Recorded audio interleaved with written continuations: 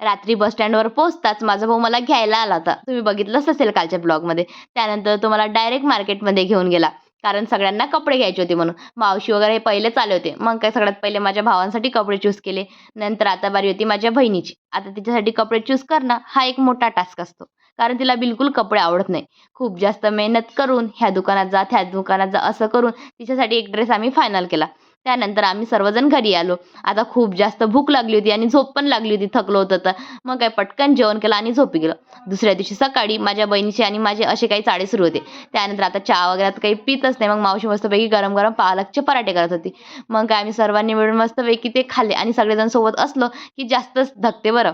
आज होतं मटण. मग काय लसण निस्सा, कांदे चिरा. आम्ही सगळेजण मिळून तेच काम करत होतो. भूक लागली होती म्हणून मग पटकन पाठोळीची भाजी, पोळी, वरण हे जेवण घेतलं. आता मग रात्री मला थोडंसं मार्केटमध्ये काम होतं. मग काय मी आणि माझी बहीण आम्ही दोघीजणी मार्केटमध्ये गेलो. चला मग भेटू उद्या. बाय.